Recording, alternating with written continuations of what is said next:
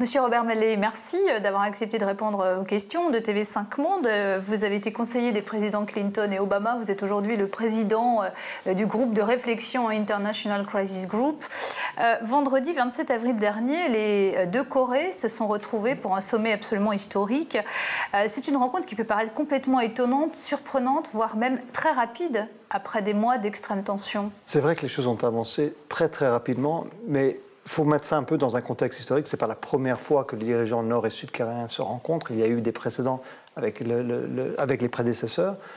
Mais c'est important parce que c'est vrai qu'on semblait être au bord de l'abîme, au bord du gouffre, lorsqu'on voyait d'un côté les essais nucléaires et de missiles balistiques de la part de la Corée du Nord, de l'autre côté les tweets et même les déclarations très, très fortes de la part du président Trump. On se disait qu'on se dirige peut-être vers une confrontation sans précédent. C'est une confrontation à caractère nucléaire entre la Corée du Nord et les États-Unis. Militaire, armée. Militaire, oui. Or là, on a vu se développer très rapidement, surtout entre la Corée du Nord et la Corée du Sud. Et ça, c'est une dynamique qu'on a ignorée à tort. C'est-à-dire qu'on s'est focalisé sur la question Washington-Pyongyang, alors que les véritables discussions, les véritables avancées avaient lieu entre Séoul et Pyongyang. Et c'est important. Et c'est vrai qu'aujourd'hui, on se trouve dans un processus de dégel, de désescalade. C'est important. Évidemment, il va falloir convertir ça pour éviter qu'on retourne en arrière. Il faut dire que le rapprochement avec la Corée du Nord, c'était une promesse de campagne du président sud-coréen qui a une histoire lui-même particulière, puisque ses parents ont fui la Corée du Nord. Et c'est vrai que lui-même a toujours été associé à cette politique de discussion, de dialogue avec la Corée du Nord, qui ne fait pas unanimité en Corée du Sud. Donc c'était important pour lui de montrer que ça produit des résultats. Or, il y a eu déjà des concessions, des gestes de la part de la Corée du Nord qui montrent peut-être qu'il a fait le bon choix. Est-ce que finalement Kim Jong-un a le choix de continuer à s'enliser, à partir vers le... Il y a deux interprétations sur ce qui a motivé les actions de Kim Jong-un. Les deux peuvent être vraies. D'un côté, il y a l'idée que ce sont les pressions américaines, enfin dirigées par les États-Unis, des sanctions sans précédent qui ont vraiment fait du mal et qui font du mal aujourd'hui à l'économie de la Corée du Nord parce que tous les pays du monde, ou presque, suivent la direction américaine. Il y a l'autre interprétation, qui est de dire que Kim Jong-un, depuis un certain temps, suit une logique propre. Il voulait développer ses capacités nucléaires, développer ses capacités en termes de missiles. Maintenant qu'il est dans une position relativement de force, il peut négocier. Comme je dis, les deux peuvent être vrais. Il y a aussi le rôle de la Chine, qui est le grand allié de la Corée du Nord, qui a été peut-être primordial pour toutes ces avancées, pour ce réchauffement grand diplomatique. allié, mais allié difficile de part et d'autre. C'est-à-dire que les relations entre Pékin et Pyongyang, depuis un certain temps, ne vont pas très bien. Du côté de la Chine, je pense qu'ils ont l'impression que la Corée du Nord est imprévisible, qu'ils n'ont pas assez de gratitude envers la Chine, et vice-versa. C'est-à-dire que la Corée du Nord n'aime pas avoir ce géant qui semble pouvoir dicter ou qui semble vouloir dicter leur politique à la Corée du Nord. Donc c'est une relation qui a été un peu tendue. Je pense que ce qui est vrai, c'est qu'on a vu premièrement le fait que la Chine a imposé des sanctions et a serré la vis et a suivi et a voté pour les sanctions au Conseil de sécurité des Nations Unies. Donc la Chine a joué son rôle. Sans la Chine, il n'y a pas de sanctions possibles qui peuvent vraiment faire du mal à la Corée du Nord. C'est vrai que la Chine a joué ce rôle de mettre la pression sur la Corée du Nord d'un point de vue économique et aussi politique. Mais attention, la Chine ne veut pas être hors jeu. La Chine ne veut pas voir la Corée du Nord signer un accord avec les États-Unis qui les mettrait plutôt, ou qui équilibrerait les relations entre Washington, Pyongyang et Pékin. Donc faisons attention. Si la Chine s'aperçoit qu'il y a trop d'avancées dans le dossier américano-Corée du Nord, ils vont faire en sorte qu'ils s'imposent eux-mêmes.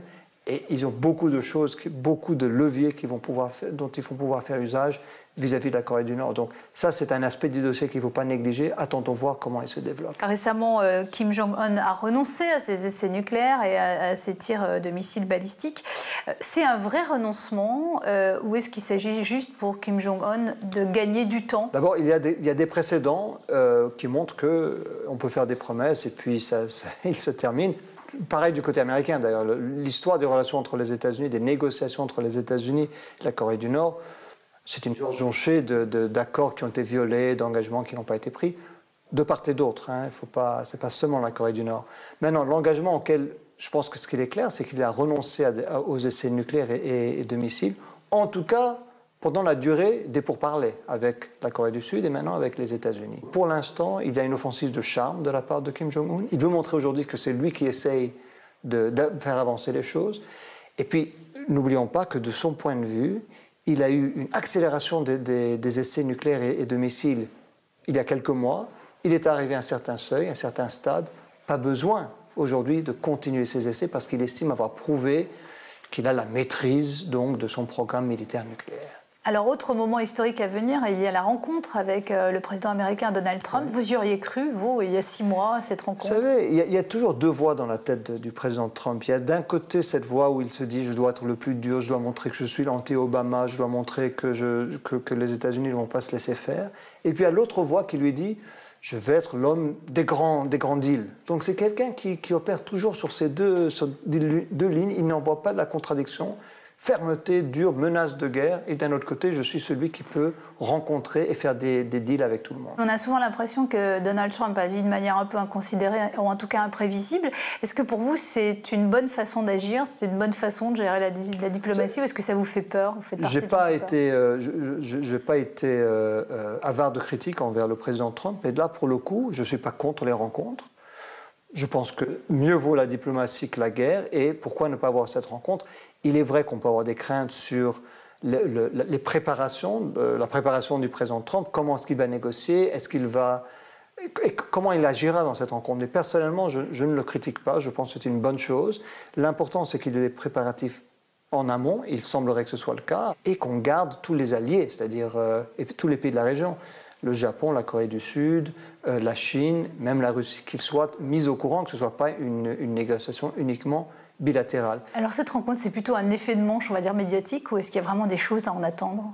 Je ne pense pas que ce soit une rencontre où les 2 dirigeants vont négocier un accord, et je pense qu'il faut être très réaliste sur ce qu'il faut attendre. Il ne faut pas non plus attendre qu'ils sortent avec un accord en bonne et due forme, et puis s'ils échouent, alors on se remet dans la direction d'une confrontation militaire. Non, c'est une première rencontre, elle est importante. Première rencontre entre un président des États-Unis et un dirigeant nord-coréen, donc évidemment c'est un événement en lui-même. Il y aura beaucoup de symboles.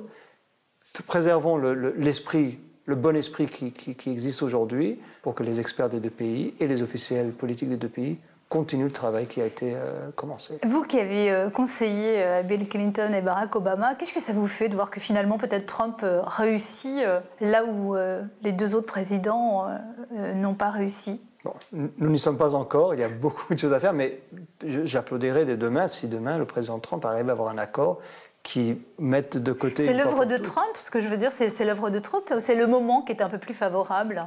Écoutez, comme je l'ai dit, on peut expliquer ça par plusieurs facteurs. Moi, je vais pas, s'il est important pour le président Trump de penser que c'est grâce à lui et que c'est ce qui l'encouragera à aller dans cette voie, eh bien, réjouissons-nous-en et applaudissons-le. Il y a assez de dossiers sur lesquels on pourrait être très ferme et très critique vis-à-vis du président Trump pour ne pas lui donner un dossier sur lequel on pourrait être d'accord avec lui. Alors on a coutume de dire que la Corée du Nord, c'est finalement l'échec, c'est ce qui incarne le plus l'échec des renseignements et de la diplomatie américaine. Est-ce que vous êtes d'accord avec ça? C'est clair qu'il y a eu dans ces deux domaines, on ne savait pas assez sur le programme nucléaire nord-coréen. Évidemment, la diplomatie a échoué. La diplomatie, c'est également un problème nord-coréen, c'est pas seulement un problème américain.